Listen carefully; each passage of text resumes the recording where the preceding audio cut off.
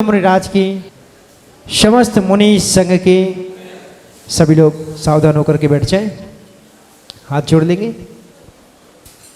साध्वाद नए षड द्रव्य गुणे पर्याय और प्रमाणिका चढ़ कर्म चेतन वंदिकारु कर्म के अवसानिका कहे कर यथार्थ स्वरूप जग का चौकिया उपवंदना सत्यवा।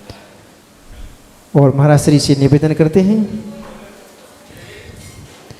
हे गुरुदेव, आप अपने मुखारबिंद से अमृतमयी पावनमयी दिव्यमयी तेजोमयी द्वादशांगी श्रीवाणी माता का रसपान कर हम सभी लोगों के लिए कृतार्थ कीजिए।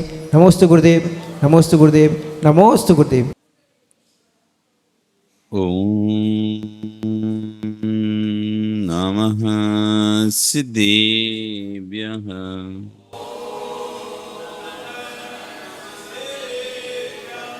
ओम नमः सिद्धेभ्यः। ओम नमः सिद्धेभ्यः।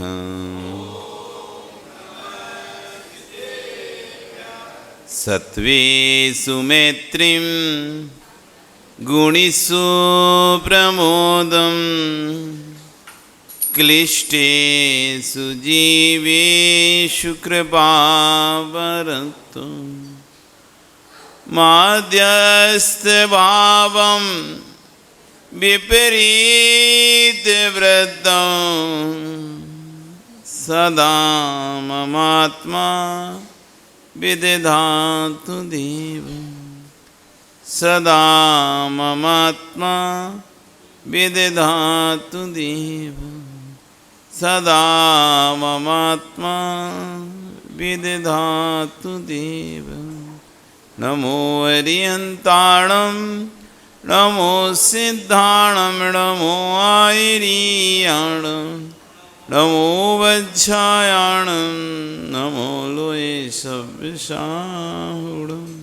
बोले अनंत नस्य परमेष्ठी भगवानी की, आदिरम आदिनाथ भगवानी की, वर्तमान श्री महावीर भगवानी की, आचार्य श्री अमित गति स्वामी महाराज की, आचार्य विश्व सागर जी महाराज की, अहिंसा में विश्व धर्म की। भवंदो वर्तमान शासन वर्धमान स्वामी के शासन में तीर्थंकर प्रभु की चरण निष्ठा में बैठकर हम सभी जिन देशना का श्रवण कर रहे हैं, आचार्यगण अमित गति स्वामी महाराज ग्रंथराज भावना द्वात्रिंशति काली में आत्मशुद्धि के मार्ग की व्याख्या कर रहे हैं। तो वहीं आचार्यगण विश्व सागर जी महाराज अपनी देशना को देते हुए कह रहे हैं, आज शुद्धि का कोई मार्ग है, उसका नाम है प्रतिक्रमण। श्रमण परंपरा में प्रतिक्रमण एक शाश्वत परंपरा है। जब किसी प्रकार के व्रतों में अतिक्रमण हो जाता है तो उस दोष को दूर करने के लिए प्रतिक्रमण किया जाता है। जैसे घर में कूड़ा हो जाने पर, गंदगी हो जाने पर आप क्या करते हो? झाड़ू लगाते नहीं लगाते, सफाई करते ना। बस ऐसी भावों की सफाई का नाम है प्रतिक्रमण। जैसे घर की कचरे को बाहर निकालने का नाम सफाई कहलाता है, स्वच्छता कहलाता है, पवित्रता कहलाता है, ऐसी आत्मा के अंदर जो व्रतों में हमने दोष लगाए अथवा हमने कसाय के माध्यम से जो कर्मों का बंध किया, उस बंध से आत्मा को छुटकारा दिलाने का नाम है प्रतिक्रमण। नीच की आलोचना, नीच की निंदा, निज निंदा को स्वीकार कर पाना, आचार्य कह रहे हैं जगत में सबसे बड़ा कोई चमत्कार है तो निज निंदा को स्वीकार कर पाना है। पर की निंदा स्वीकार करने वाले बहुत लोग हैं, पर की निंदा करने वाले जगत में बहुत लोग हैं, पर निज की निंदा करने वाले बिल्ले जीव हैं। दूसरे को पापी कहने वाले तो जगत में बहुत मिल जाएंगे, लेकिन स्वयं को पापी कहने वाला, जो दूसरों को पापी कहता है, वो स्वयं को पापी नहीं बोलता है। पापी है ये तो पापी जीव है, तो ये वो पापी और आप। सामने वाला पापी है तो आप, हम तो नहीं हैं। क्यों नहीं है? नहीं, हमने वैसा वाला पाप नहीं किया। ठीक है, वैसा नहीं किया तो कैसे तो किया होगा। पापी तो पापी है। तुम्हारी नजर में आपने वो दोष नहीं किया जो उसने किया है, लेकिन आपने दोष तो कितने किए अपने जीवन में। आपने किसी को इज्जत पर हाथ नहीं डाला, किसी का इज्जत नहीं ली है, लेकिन आपने बुरी दृष्टि से देखा है कि नहीं देखा। आप एक व्यक्ति को पापी बोल रहे, सामने वाले ने उसके साथ बलात्कार किया, वो पापी जीव है। हम तो कभी नहीं करते, पर देखते हैं कि नहीं देखते, देखा कि नहीं देखा। पर स्त्री को अभ्रम की दृष्टि से कभी देखा कि नहीं देखा, पर हम उसे पाप ही नहीं मान रहे। दूसरे ने गलती की उसको पाप मान रहे हैं, उसने उसके साथ गलत व्यवहार किया उसको सिर्फ पाप मान रहे हैं।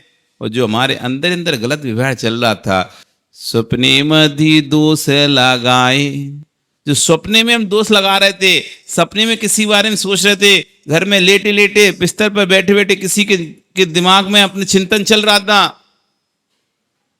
आप पापी थे कि नहीं थे? हम पापी थे।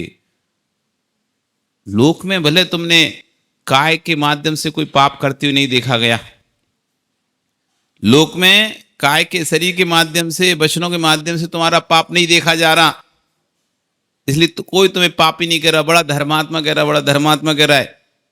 लेकिन भावों के माध्यम से, मन के माध्यम से आप देखो कितना पाप किया, कितना पाप किया, क्या क्या किस किस के विषय में नहीं सोचा है। कितनी स्त्रियों का भोग कर चुके हो आप, कितने जीवों के बारे में गलत विचार बना चुके हो। पापी हैं कि नहीं? आचार्य कह रहे हैं, निज की निंदा स्वीकार कर पाना, निज के दोषों को स्वीकार कर पाना, इसका सबसे बड़ा आश्चर्य है, बड़ा चमत्कार है। हर व्यक्ति अपनी गलती स्वीकार नहीं कर पाता। आखिरी आखिरी प्राण निकलते निकलते तक भी मुंह से नहीं निकल पाता व्यक्ति के। 7 प्रकार के प्रतिगुण होते हैं, इसमें एक अंतिम प्रतिगुण होता है उत्तमार्थ प्रतिगुण। मतलब पूरी जिंदगी भर प्रतिगुण किया साधु ने, तब भी आखिरी में एक प्रतिगुण और करवाया जाता है, बिल्कुल मरते समय आखिरी अंतिम अंतिम श्वास तक। कोई ऐसी बात जो अभी तक तुमने छुपा के रखी हो, कोई ऐसी गलती तुमसे हो गई हो, भैया अंतिम सांस में भी प्रतिगुण कर लो। इसका नाम होता है उत्तमार्थ प्रतिगुण। सुबह प्रतिगुण करता है दैवसिक प्रतिगुण, शाम को प्रतिगुण करते हैं रात्रिक प्रतिगुण। मतलब सुबह उठ के जो प्रतिगुण करते हैं वो रात का प्रतिगुण होता है, और जो दिन भर का शाम को प्रतिगुण का दैवसिक हो गया। फिर 15 दिन के अंदर फिर प्रतिगुण पाक्षिक हो गया। फिर 4 महीने के अंदर फिर प्रतिगुण चातुर्मासिक हो गया। फिर 1 साल के बाद फिर प्रतिगुण वार्षिक प्रतिगुण हो गया। देखो कितने प्रतिगुण कर रहे हैं। रोज रोज तो प्रतिगुण कर ही रहे थे। रोज रोज भी यदि कुछ भूल गए हों, भूल चूक हुई, तो 15 दिन में प्रतिगुण करके 15 दिन का हिसाब निपटाएं। फिर हर 15 दिन में और रोज कर ही रहे थे, फिर भी 4 महीने का हिसाब निपटा रहे। फिर से हिसाब किताब किया, 4 महीने कोई छूट गया हो, 15 दिन में कोई छूट गया हो, डेली का कोई छूट गया हो, तो फिर 4 महीने, 4 महीने, फिर साल भर में हिसाब में बना रहे हैं। वार्षिक करो, साल भर का कुछ छूट गया हो, रह गया हो, आलोचना नहीं की हो, शर्म के मारे, निंदा के, लोक लाज के कारण, भाई अभी करो, साल भर में कर लो। साल भर को फिर कौन से हो गए? दैवसिक, रात्रिक, पाक्षिक, चातुर्मासिक, वार्षिक और फिर पंचवर्षीय प्रतिकोण। 5 युग प्रतिकोण, 5 वर्ष का एक युग होता है। युग प्रतिकोण, संवत्सरी, 5 वर्ष में प्रतिकोण, और फिर उसमें भी यदि नहीं करे अब आखिर उत्तमार्ध प्रतिकोण, आयु के अंतिम अंतिम समय में भी बिल्कुल निसीग निकल रहे हैं। अब तो कोई वो भी नहीं है कि तुम्हें जिंदा रहना दो, लोग आके तुम्हारी हंसी उड़ाएंगे, लोग को तुमसे कुछ बोलेंगे। अब तो मर ही जाओगे तो फिर क्या ही है? तो मरने से पहले पहले भी प्रतिकोण करके जाओ। जीव मरने की आखिरी समय तक भी नहीं बोल पाता अपने दोस्त। उसको ऐसा लगता है मैंने इतनी सालों से अपनी बनाई है, लोग मुझे क्या मानते थे, और कहीं मैं बोल दूंगा लोग क्या कहेंगे, इतना सा नहीं निकल पाता। इतने वर्षों से मैंने अपनी पोजीशन बनाई है, और यदि मैं सबके सामने स्वीकार कर लूंगा कि मेरी गलती है, लोग मुझे किस दृष्टि से देखेंगे, इतने से के चक्कर में बस पूरी जिंदगी निकाल देता है, आखिरी तक भी नहीं बोलता है, आखिरी सांस तक भी स्वीकार नहीं करेगा। पर आश्चर्य करें, इस संसार का सबसे बड़ा चमत्कार है जो अपनी गलती को स्वीकार कर ले। निज गलती को स्वीकार कर पाना यही चमत्कार है। जीव मर जाता है लेकिन बोल नहीं पाता है, मुंह तक आ जाती आवाज, कहते ना जीभ तक आ गए, बस निकल नहीं रहे। कई बार ऐसा होता है हम बोलना चाहते हैं पर रुक जाते बोलते बोलते, यहां तक कंठ तक बात आ जाती है, जीभ तक बात आ जाती है, बोल दें मेरी गलती है, पर फिर एक सामने मान कसाए खड़ी हो जाती है, छोड़ो नहीं करते। आपके अंदर आज क्षमावाणी का दिन है ना, एक बार भाव आएगा जिससे आप नहीं बोलते ना, उससे भी एक बार बोलने का भाव आएगा आप। चलो यार कुछ नहीं, आज क्षमावाणी है, क्षमा मांग लेते। लेकिन जैसे ही पास में जाओगे एक रासायनिक प्रतिक्रिया होगी, उसका चेहरा देख के बोलना तो चाह रहे थे, मुंह तक आ भी गया था पर नहीं बोले, पास में आके ऐसे निकल गए। जा रहे थे ऐसे कि मिल लेंगे, सोच के निकले थे पूरा मिल लेंगे, और मिलेगा तो पक्का मैं बोल दूंगा यार भाई छोड़ना यार, छोड़ो क्षमा करो, तो आज क्षमावाणी का दिन है। लेकिन पास जाते जाते तक पता नहीं कैसा परिणाम हुआ, ऐसा परिणाम हुआ, ऐसे निकल गए साइड से, थोड़ी दूर अरे यार मन ही नहीं हो रहा, भाभी नहीं बन रहा। कई बार ऐसा होता है अपने साथ। घर में भी यदि आप अपनी पत्नी को डांट दो, किसी को भी डांट दो, तो कई बार होता है चलो इसको बोल दूं गलती हो गई छोड़ो। लेकिन जैसे ही पास में जाते हो कुछ और बात निकल जाती है, अब बोलूंगे नहीं। स्वीकार करने में मतलब एक बहुत हिम्मत चाहिए, सबसे बड़ी ताकत है स्वीकार कर पाना। लड़ने में ताकत नहीं है, स्वीकारने में ताकत लगती है। आंख बंद करने में ताकत नहीं लगती, आंख खोलने में ताकत लगती है। आपको लगती है आंख खोलने में ताकत? ओ सुनील, आंख खोलने में ताकत लगती है क्या? आंख पलक उठाने करने में ताकत लगती है क्या? नहीं लगती? अभी नहीं लग रही। हनुमान प्रसाद जी, और बुढ़ापा बढ़ेगा जब जीव बिस्तर पर पड़ा होगा, आंख खोलकर देखो महाराज जी आए हैं, उसकी आंख खोलने तक की हिम्मत नहीं होगी। कितने जीवों को तुमने देखा होगा, भैया खोलो आंख खोल के देखो, देखो उठा रहे हैं, आंख खोलो तो, पर आंख नहीं खोल पा रहा। शरीर की इतनी शक्ति क्षीण हो गई है कि पलक उठाने तक की सामर्थ्य नहीं बचती। जबरदस्ती उसे हिला हिला के भैया खोल के देख तो ले, नहीं देख पाता, आंख ही नहीं खुल रही उससे। अब उनको पता नहीं है भी आंख खुलने में ताकत लगती। जब बीमार पड़ जाते ना, आंख खोलने की शक्ति नहीं थी, आंख उठाकर देखने तक की शक्ति नहीं होती, मन नहीं है, ना बात करने का मन हो रहा, ना किसी को देखने का मन हो रहा। शांत, एकदम शांत। आंख बंद करने में ताकत नहीं लगी, आंख खोलने में ताकत लगी।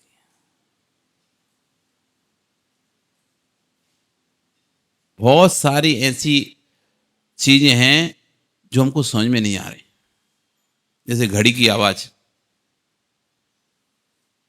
इतने शोरगुल में आपको घड़ी की आवाज सुनाई दे रही क्या? नहीं दे रही ना। लेकिन जब शांत होता है, रात के 12 बज रहे होते हैं और आपको नींद नहीं आ रही होती है, टक टक टक वो घड़ी चलती है, आपको वो भी परेशान करती है। आश्चर्य कर रहे हैं। बाकी प्रायश्चित बात, गलती को गलती स्वीकार कर लेना, दोष मान लेना ज्ञानी, इससे बड़ा कोई भी प्रायश्चित जगत में नहीं है। ये सबसे बड़ा प्रायश्चित है। बाकी प्रायश्चित बात के विषय तो गुरु बाद में देंगे, पहले स्वीकार करोगे तब तो गुरु उसके बाद उसका वो देंगे। जब तक आप स्वीकार ही नहीं करोगे तो गुरु काय का प्रायश्चित देंगे? तो सबसे बड़ा प्रायश्चित स्वयं की गलती स्वीकार कर लेना है। बाकी प्रायश्चित बात के विषय, सबसे बड़ा प्रायश्चित है चित्त की शुद्धि।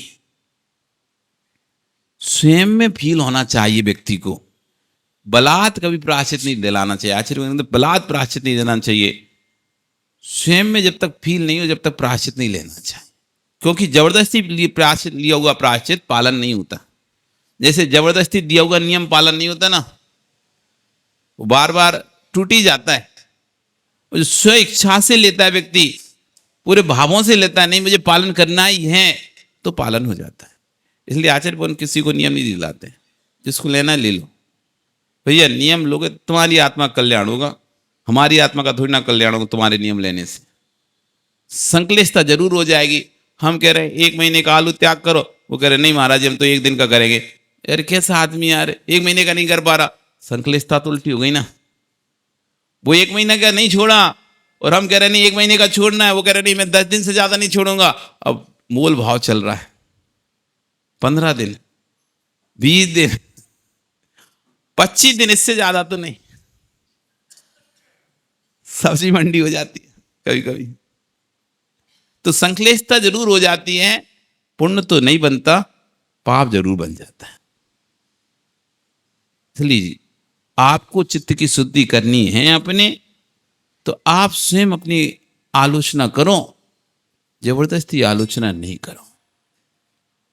स्वयं की चित्त की, स्वयं को कर्मों से डर होगा जब जीव को स्वयं को भयभीत होगा कि देखो एक एक छोटे छोटे कर्म के कारण कितना कितना बड़ा फल कालांतर मिलता है। जैसे ऋण छोटा भी क्यों ना हो, यदि उसको समय पर चुकाया ना जाए तो कालांतर में बड़ा रूप धारण कर लेता है। ब्याज पे ब्याज, ब्याज पे ब्याज, ब्याज पे ब्याज चढ़ता जाता है, नहीं चढ़ जाता है।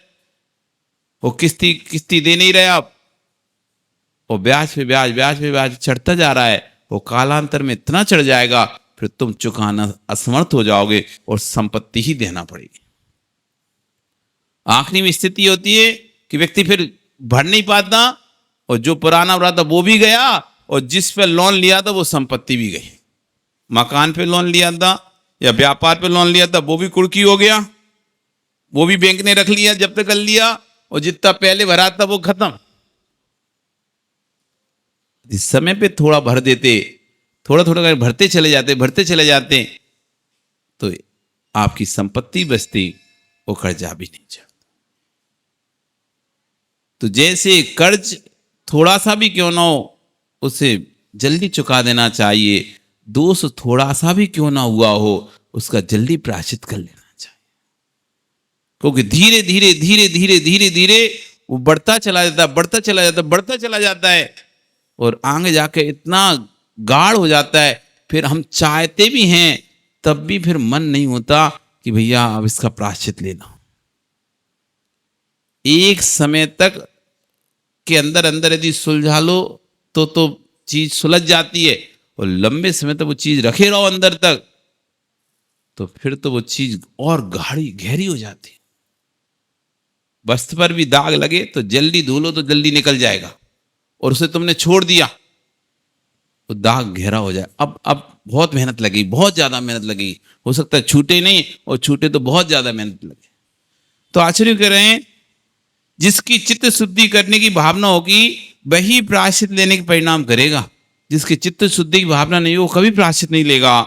जिसकी भव संतति दीर्घ है, जिसका संसार प्रचुर है, ऐसे जीव के परिणाम नहीं हो सकते। भैया जिसका संसार दीर्घ है उस जीव के परिणाम दोषों को दोष स्वीकार करने के होते ही नहीं है। मेरी कोई गलती है ही नहीं है, हमेशा यही उसके मन में आएगा। सब लोग बोलेंगे भी तब भी नहीं, मैंने कुछ गलत नहीं किया, मैंने कुछ नहीं किया। निर्दोष होने के परिणाम ही नहीं होंगे उसके। पाप में ही मस्त है, पाप में ही आनंदित है। आज और ध्यान जिसका स्वभाव बन चुका है, ऐसे जीव के कभी भी प्रायश्चित लेने के परिणाम नहीं होते। ये तो उसी क्षण समझ में आता है। दोष होती अंतरंग में शोधन की भावना आ रही कि नहीं आ रही, इसी समझ में आने लगता है। दोष करने के बाद उसको अंदर से फील होता गलती हो गई, हमसे गलती हो गई, मुझे इसका प्रायश्चित करना है। तो आज उसी समझ में आ जाता है। दोष होने के बाद इस शोधन की भावना नहीं आ रही है, समझ लो इसकी संतति अभी बहुत, संसार बहुत लंबा है। क्योंकि शोधन कर लेगा तो संसार अल्प रह जाएगा। दोष होते अंतरंग में शोधन भावना नहीं आ रही, समझना कि भवितव्यता पवित्र नहीं है, और शोधन की भावना आ रही, समझना भवितव्यता पवित्र है। भूल से दोष हो सकता है, भूल से दोष हो जाए कोई विकल्प मत करना, पर दोष हुआ है भूल मत जाना। क्या कह रहे? भूल से दोष हो जाए कोई विकल्प नहीं करना। भूल तो मनुष्य का स्वभाव है, गलती होना मनुष्य का स्वभाव है, और गलतियां होती हैं क्योंकि अभी दोष रहित नहीं हुए। दोष रहित तो भगवान है, 18 दोषों से रहित। हम तो सदोष हैं। तुम कितना भी कुछ भी कर लो, आप दोषी हो, दोषी सदोषी हो। 18 दोष तो लगे ही हैं। क्षुत पिपासा जरातंक जन्मांतक बहिस्मया ना राग देश मुह आश्य यस्य आपता प्रकीर्यते। जो आप्त होता है उसके अंदर ये 18 दोष नहीं होते हैं, लेकिन जो आप्त नहीं है उस सब के अंदर ये 18 दोष पाए जाते हैं, वे दोषी ही हैं। तो आचार्य कह रहे दोष होना तो स्वभाव है, गलती होना मानव का स्वभाव है, गलतियां होती हैं। तो गलतियां होना कोई दिक्कत नहीं है, पर दोष को भूल मत जाना कि मुझसे दोष हुआ है। दोष को भूल गए तो कभी फिर दोष का प्रायश्चित नहीं हो पाएगा। और दोष को याद रखोगे, मुझसे गलती हुई है, मुझसे गलती हुई है, तो एक दिन गलती सुधारने का मौका मिलेगा। आचार्य कह रहे जैसे विष को मंत्रवादी विष निर्विष कर देता है, ऐसे ही दोष किए हुए दोष को निंदा आलोचना के भाव से मुमुक्षु जीव स्वयं निर्दोष कर लेता है। आलोचनाएं पवित्र नीर हैं। बाहर के पानी से दुनिया के लोग नदियों में स्नान करने जाते हैं। ये नदी के स्नान से तो शरीर का मैल ही धुल पाता है, लेकिन परिणामों को धोने के लिए कोई चाहिए तो वह नीर है निंदा, गरहा, आलोचना। निंदा कैसे हो भैया? हाँ दुष्ट कयाम, हे प्रभु मैंने दुष्ट कार्य किया। हाँ दुष्ट चिंत्यम, हे प्रभु मैंने दुष्ट चिंतन किया। हाँ दुष्ट भाष्यम, हे प्रभु मैंने दुष्ट भाषण किया। आगे पीछे कहीं नहीं देखना। हम इतने गहरे में जा चुके हैं, पाप वृत्ति में एक दूसरे को देखने का समय ही नहीं है। भीतर जाके देखो, हाँ मैंने दुष्ट कृत्य किया। शिशु अवस्था से लेकर अभी तक की अवस्था को निहारो, शिशु अवस्था से लेकर अभी तक की अवस्था को निहारो। हाय हाय मैंने कैसे कैसे दुष्ट कार्य किए हैं। हिंसा, झूठ, चोरी, कुशील, परिग्रह, 5 पापों में लवीन होकर दुष्ट कयम कितना दुष्ट कार्य किया। दुष्ट चिंत्यम कितना दुष्ट चिंतन किया। दुष्ट भाष्यम मैंने कितना दुष्ट भाषण किया है। अपनी अवस्था से नहारो। एक दोष से बचने के लिए, दोष से ही बचने के लिए दूसरा दोष कर लिया। एक दोष की निंदा से बचने के लिए कोटि कोटि दोष कर लिए। एक दोष से बचने के लिए दूसरा, दूसरे बचने के तीसरा, ऐसे कोटि कोटि दोष किए हैं। एक असत्य को छुपाने के लिए कोटि कोटि असत्य का प्रयोग करना पड़ता है।